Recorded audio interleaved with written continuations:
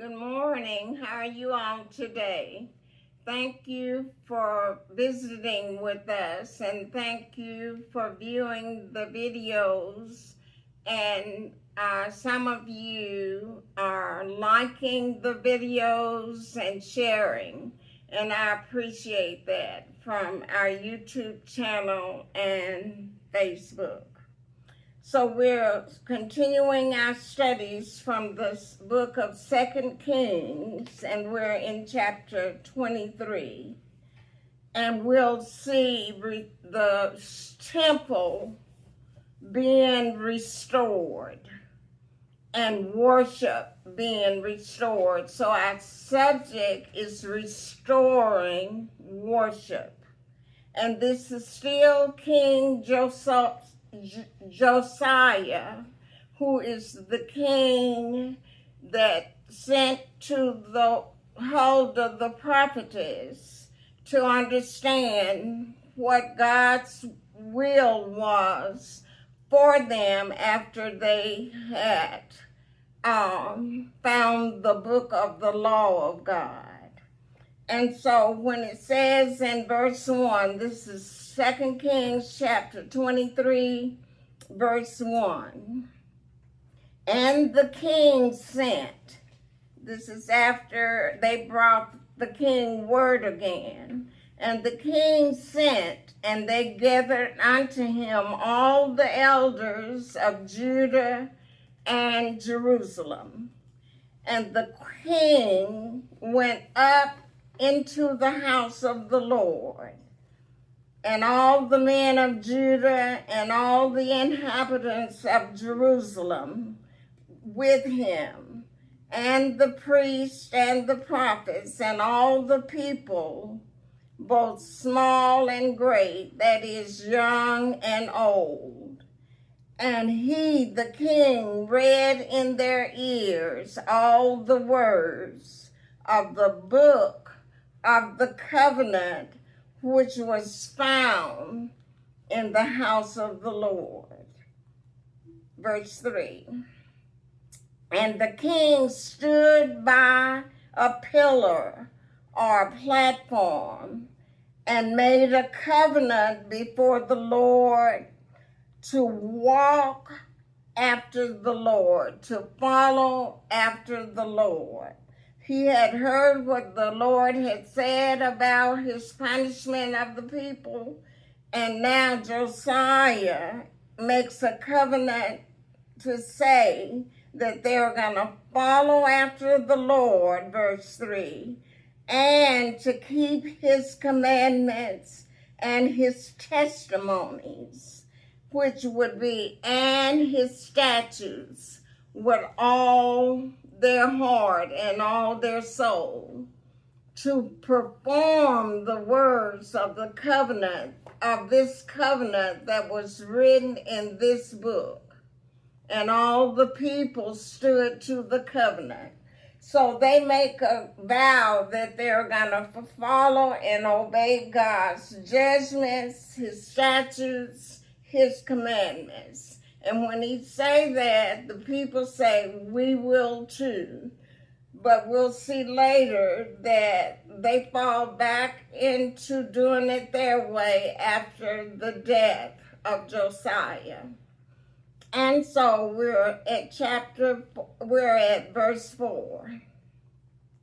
And the king commanded Hilkiah, the high priest, and the priests of the second order, and the keepers of the door, to bring forth out of the temple of the Lord all the vessels that were made for Baal, and for the grove, and for all the host of heaven, because they had desecrated the temple.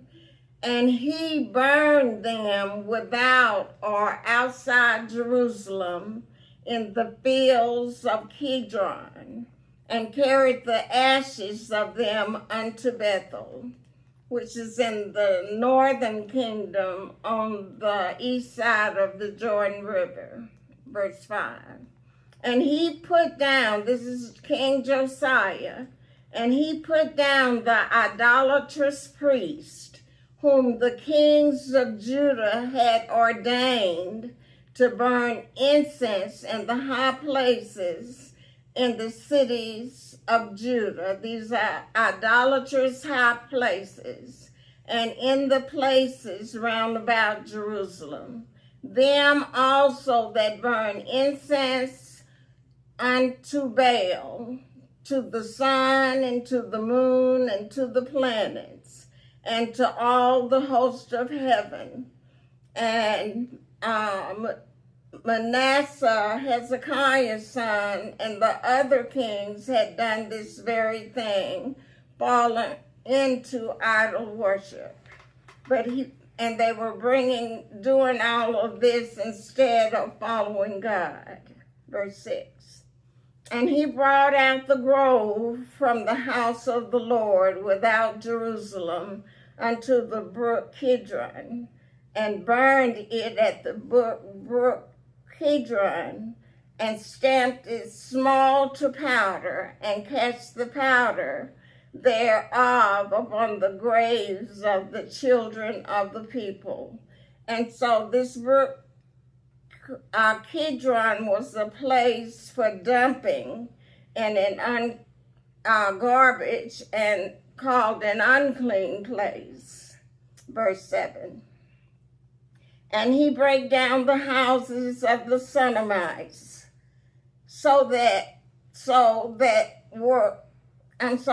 and he brake down the houses of the Sodomites that were by the house of the Lord. This place of whoredom had been put beside the temple. And this is where the women wove hangings for the grove. And the grove is groups of trees that they worshiped as a shrine. It was a place of idol worship. Verse 8. And he brought all the priests out of the city of Judah, and defiled the high places where the priests had burned incense, from Geba to Beersheba, and brake down the high places of the gates that were in the entering in of the gate of Joshua, the governor of the city, which were on a man's left hand at the gate of the city. Nevertheless, the priests of the high places came not up to the altar of the Lord in Jerusalem, but they did eat of the unleavened bread among their brethren. Verse 10, these are bad practices. Verse 10, and he defiled Tophet, which is in the valley of the children of Hinnom, that no man might make his son or his daughter to pass through the fire to Molech. These are idols and child sacrifices, what they did in the valley of Hinnom and Molech. Verse 11. And he took away the horses that the kings of Judah had given to the sun, and at the entering in of the house of the Lord by the chamber of Nathan-Melech the chamberlain, which was in the suburbs, and burned the chariots of the sun with fire. All of this is idolatry. Verse 12. And the altars that were on top of the upper chamber of Ahaz, which the king Ahaz, remember, he did that which was wicked in the eyes, or evil in the eyes of the Lord. He was Hezekiah's father. So above the chamber of Ahaz, which the kings of Judah had made, and the altars which Manasseh had made in the two courts of the house of the Lord, did the king beat down and break them down from there, and cast the dust of them into the brook Kidron. Verse 13, and the high places that were before Jerusalem, which were on the right hand of the Mount of Corruption, which Solomon, the king of Israel, had builded for Ashtaroth, the abomination of the Zidonians, and for Shemash, the abomination of the Moabites, and for Milcom, the abomination of the children of Ammon, did the king defile or tore down. And Solomon, when he was old, King Solomon, his wives turned him away from the Lord. And he followed these women, and these are some of the idol gods that he built for his wives and concubines. Verse 14. And he, that is King Josiah, brake in pieces the images, and cut down the groves, trees, and filled their places with the bones of men. These had died, corpses. Verse 15. Moreover, the altar that was at Bethel, now he leaves Jerusalem and go to the east side of Jordan River. So it says, moreover, the altar that was at Bethel and the high place which Jeroboam, the son of Nebat, who made Israel to sin, had made, both that altar and the high place he brake down, and burned the high place, and stamped it small to powder, and burned the grove. Now this was prophesied by a man of God in 1 Kings chapter 13, verse 16.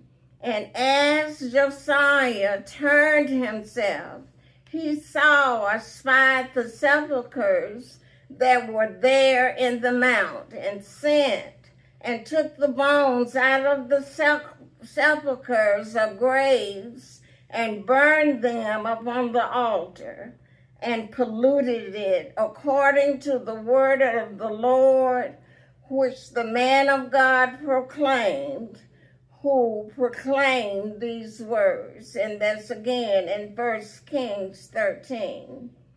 Then he said, what title is that I see? And the men of the city told him, it is the sepulchre of the man of God, which came from Judah, and proclaimed these things that thou hast done against the altar of Bethel. And that was a prophecy like 300 years. Josiah was named that he would do these things in 1 Kings chapter 13. And that's 300 years later is where we are now. But that prophecy had been given by the man of God in 1 Kings chapter 13. The man that was buried with him was the old prophet. God had told the prophet not to eat or drink in that place, but to return to Jerusalem. The old prophet came along and said, well, the angel told me that you can eat or drink, which meant that eat and drink, which meant that the prophet from Jerusalem disobeyed God when he sat down to eat and drink with the old prophet. And there's an interesting follow-up in all of that. So read 1 Kings 13 again. And so now we're back in chapter 23 of 2 Kings and verse 18. And Josiah said, let him alone. Let no man move his bones. So they let his bones alone, and the bones of the prophet that came out of Samaria. Yeah, we're in 2 Kings chapter 23, continuing at verse 19. And all the houses also of the high places that were in the cities of Samaria, which the kings of Israel had made to provoke the Lord's anger, Josiah took away and did to them according to all the acts that he had done in Bethel. And all the kings of Israel on the northern end were evil in the sight of the Lord, and there were about 8 godly kings in Judah, the southern kingdom. And King Josiah is the last godly king to reign over the southern kingdom. His descendants, his sons, will do evil in the sight of the Lord. But Josiah is the last godly king of the southern kingdom. So now we're gonna see the worship restored after the cleansing of the temple. Now they can celebrate the Passover. Verse 21. And the king commanded all the people, saying, keep the Passover unto the Lord your God, as it is written in the book of this covenant. And verse 22, surely there was not holden such a Passover from the days of the judges that judged Israel, nor in all the days of the kings of Israel, nor of the kings of Judah. Now, Hezekiah had celebrated the Passover on the second day of the first month of the Jewish year. But this is the first time it's been celebrated on the first day of the 14th day of the first month, as it was given in the book of Exodus during the death of the firstborn of Egypt, when the death angel passed through. But the Passover is celebrated the first Jewish year on the 14th day. And this is what they were going, as it had been ordered in the book of the covenant, verse 23. But in the 18th year of King Josiah, wherein this Passover was held to the Lord in Jerusalem. So this is the celebration of the Passover, which points forward to Jesus being our Passover lamb at his death, burial, and resurrection. Verse 24.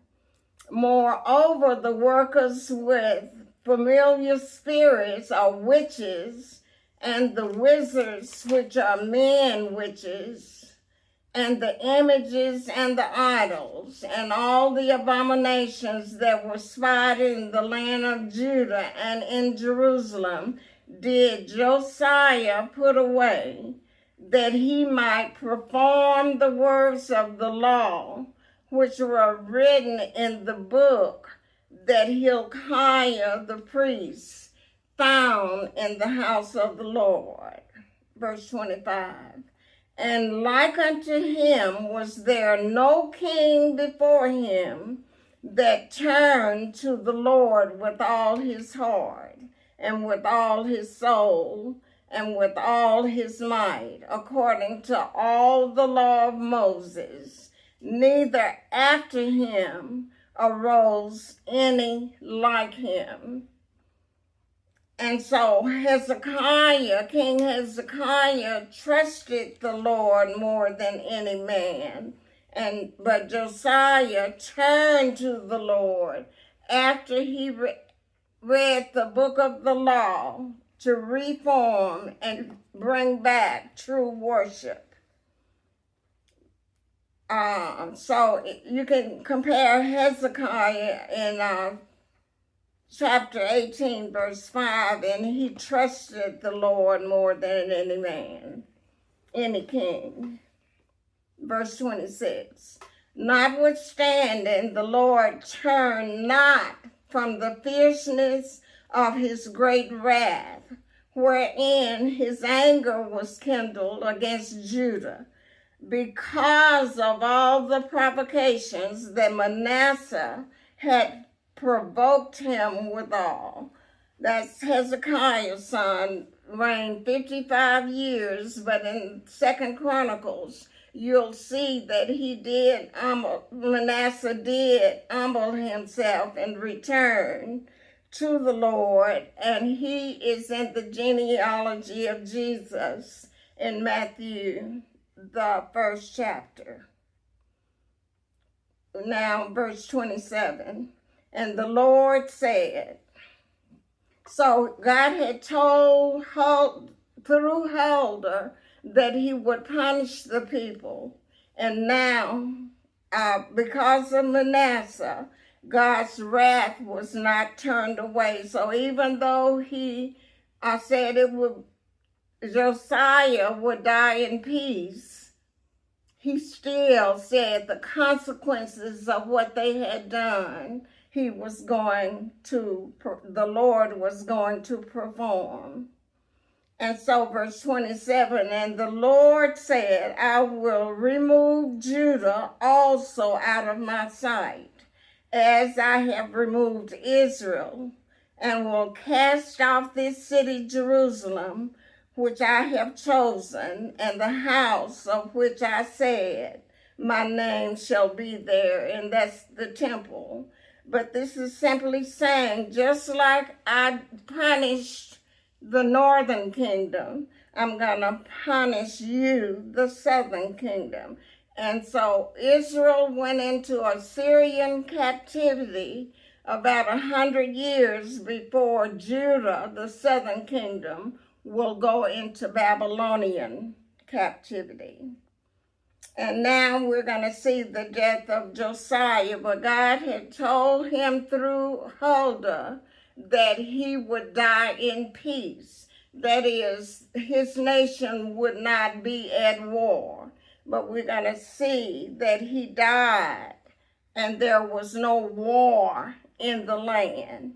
And so verse 28, now the rest of the acts of Josiah and all that he did, are they not written in the book of the Chronicles of the Kings of Judah? And that's written in 2 Chronicles chapter 35, 29. And in his days, Pharaoh Necho, king of Egypt, went up against the king of Assyria to the river Euphrates. It wasn't against Israel the king came up. It was against Assyria. And King Josiah went against him. He went against the king of Egypt. And the king of Egypt slew him at Megiddo when he had seen him. So when the king saw Josiah interfering, he killed Josiah. Verse 30. And his servants carried him in a chariot, dead, from Megiddo, and brought him to Jerusalem, and buried him in his own sepulchre. And the people of the land took Jehoahaz, the son of Josiah, and anointed him, and made him king in his father's stead. Now he's so called Shalom in other passages about the king in Chronicles. So Josiah is dead, and now his son Jehoahaz, Shalom, is reigning. Verse 31. Jehoahaz was 23 years old when he began to reign, and he reigned 3 months in Jerusalem. And his mother's name was Hamutal, the daughter of Jeremiah of Libnah. Verse 32. And he did that which was evil in the sight of the Lord, according to all that his fathers had done, not Josiah, but other kings. 33. And Pharaoh Necho put him, that is Shalom, or Jehoahaz, put him in bands at Riblah in the land of Hamath, that he might not reign in Jerusalem, and put the land to a tribute of 100 talents of silver and a talent of gold they had to pay. Verse 34. And Pharaoh Necho made Eliakim, the son of Josiah, king in the room of Josiah his father, and turned his name to Jehoiakim, and took Jehoahaz away, and he came to Egypt and died there. Verse 35, and Jehoiakim gave the silver and the gold to Pharaoh that he required in verse 33, but he taxed the land to give the money according to the commandment of Pharaoh. He exacted the silver and the gold of the people of the land, of every one, according to his taxation, to give it unto Pharaoh Necho. Think about what's going on today as far as financial and the economy is concerned. Verse 36. Jehoiakim was 25 years old when he began to reign, and he reigned 11 years in Jerusalem. And his mother's name was Zebudah, the daughter of Pedaiah of Rumah. Verse 37, and he did that which was evil in the sight of the Lord, according to all that his fathers had done. As I said, Josiah was the last godly king. His sons, 3 sons we're going to see come into these last chapters of 2 Kings, and they did evil in the sight of the Lord.